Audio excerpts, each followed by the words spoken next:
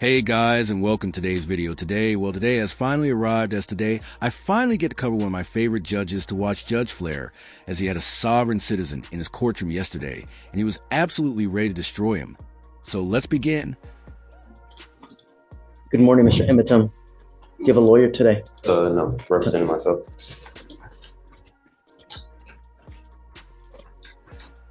You were charged with unlawful carrying of a weapon. It looks like you also, out of the same charge, picked up a fraud as well.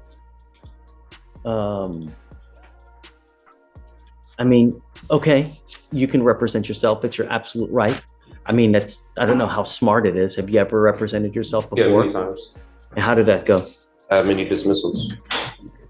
For what kind of cases? I had a dismissal on unlawful carry before. And you represented yourself? Yes. In this court? Harris County. Just found no PC. Oh, well, I found no probable cause. That's why I got dismissed. You didn't represent yourself. I was representing myself, but the judge did find no probable cause. Was it me? No, it wasn't you. It was Well, I don't know. I think it was you. June 9, 2022. I found no probable cause. I think that was you. You didn't represent yourself for nothing, man. I did it. No. Okay. So, well, you can hope and wish and dream, whatever. I'm sure you can already see why I like Judge Flasher so much he calls it as he sees it. And right now, he sees a crayon eater who wants to represent himself. If you want to represent yourself, you're entitled to do that, right? But, well, I like to tell people it's like brain surgery. When you need brain surgery, when you need heart surgery, are you going to do that on yourself? Because you're not trained, you don't know how to perform open heart surgery. Same thing with the law. You're not trained in it. I'm assuming that you didn't go to law school, did you? How far did you get in school? I graduated school. I went to some college. How far did you get? 2 years I got certificates. Not through college, but I went to school. Okay. So we're in the middle of trial now. And so I don't have the time to go through all of what they're called Faretta warnings to see whether you should represent yourself. I'm happy to do that. Why don't we delay it off a week? Are you working at this time? Yeah, and I stay in Austin. I don't live in Houston, so. What do you do for a living? I have my own business. Doing what? Resell clothing, audio production. How much money do you make a month? I can't tell you, but it pays the bills. You're very cryptic in all of your answers, and not only that, but you going to Austin, if you represent yourself, you're going to have to meet with the DAs on a constant basis to get evidence. So that's going to require you to come here to Houston quite a bit. I was ready to file my motion today if I needed to be. Okay. Before I do that, though, I need to have a Faretta hearing. If you're willing to wait, we can do that a little bit later when I take a break in trial. I had my other case upstairs the same day. The judge from when I came to my last year. Have you been up there yet? No, I haven't been up there yet. Okay, so go up there. When you're done, come back down here. Don't forget to come back. If you don't come back, I'm going to issue a warrant. Go take care of yourself upstairs and come back. So at this point, the defendant heads off to another courtroom so he can deal with his other matters. After that, he returns for his Faretta hearing, which is essentially a competency exam to ensure that he has the ability to defend himself. Are you ready? Yes, sir. Okay. All right. So today is September 11th, 2024. It's approximately 12:25 p.m. We are now in Court 5. In front of me, I have Eaton Emitum, case number 2522688.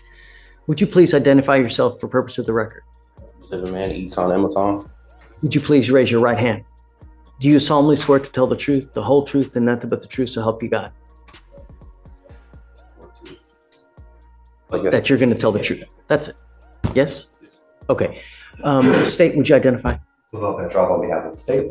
Okay. So the reason that we're putting this on the record now is Mr. Emitum has been charged with the offense of unlawful carrying of a weapon. The case is 40 days old. It appears that probable cause has already been found. I don't know if I did probable cause on this, or I don't know if another judge did, because I don't remember Mr. Emitum, and I was out a week. Yeah, lollygagging. So let's just do it for Yes. On August 2nd, 2024, officers observed a car without a front license plate, change lanes without a signal, and have expired registration as of March 2023. Upon approaching, officers smelled marijuana. PC search returned 4.17 grams and a loaded Smith & Wesson handgun.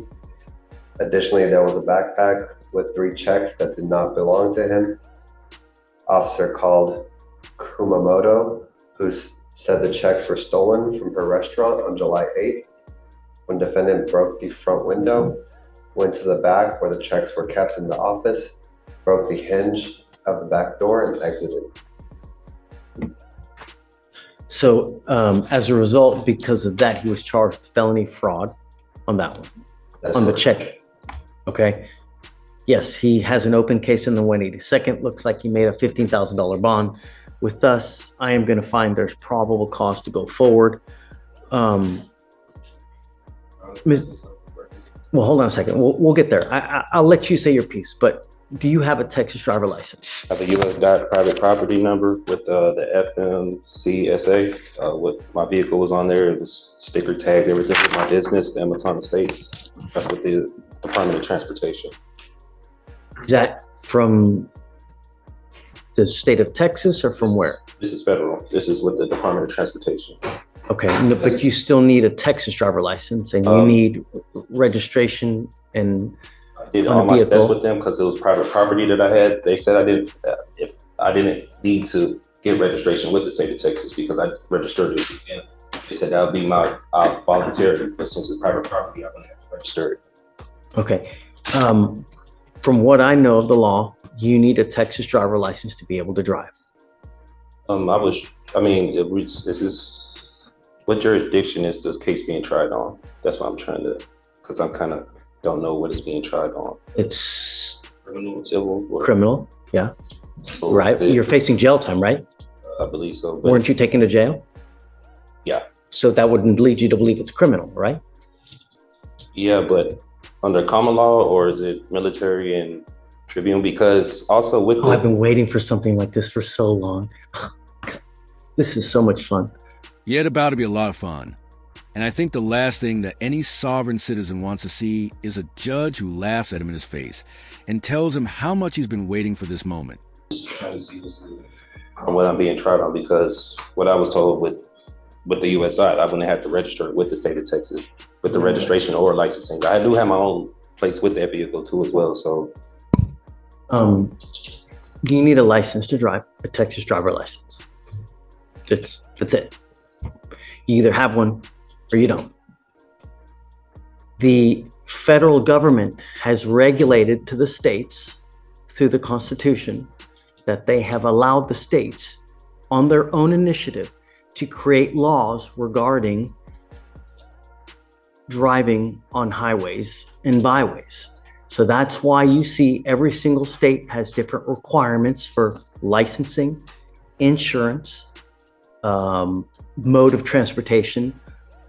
The federal government has somewhat to do with it, but by and large, they have delegated to the states that they are their own entity with regard to creating laws in their specific highways.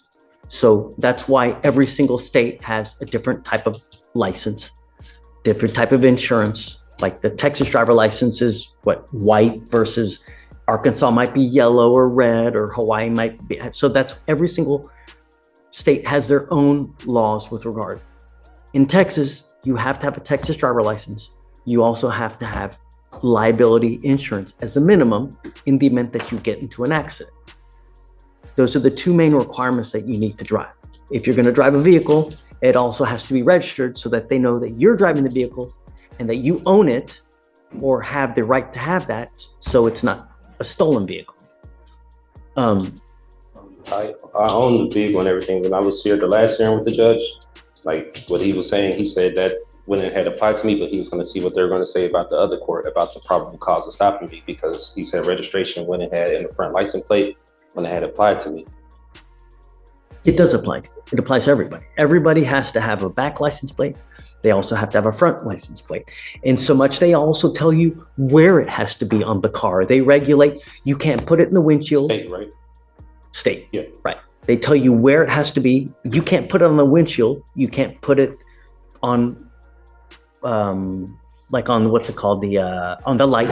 It's got to be right there. They even tell you how many centimeters it's supposed to be from the street to the actual place on the car. That's how bad the state of Texas micromanages all these things. They even tell you how many damn centimeters it's got to be on the car. So you have to have a front license plate. You got to have a license, got to have insurance.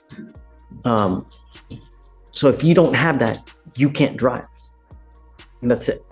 Yeah, I did tell him I was traveling. I wasn't arguing with him, but I was traveling. I wasn't making commerce. I used to do medical transportation, so I'm kind of aware with licensing and registration and everything. That's why with my private vehicles, I did that with the U.S. DOT instead of the state. And I didn't know that was correct. You need a license. It doesn't matter whether you're saying you're conveying, whether you're traveling, whether you're, driving. It's a privilege. It's not a right, right? There's a big difference between a privilege versus a right. You have the right to walk. I have the right to travel, don't I? Yeah, taking your happy-go-lucky feet. You want to travel? Take those 2 feet to travel, not in a car. Just what the 14th Amendment was saying, like I have the right to travel. You do, yes, and you can walk your happy ass from one part to the other part. Not in a car, though. Not without a license and insurance.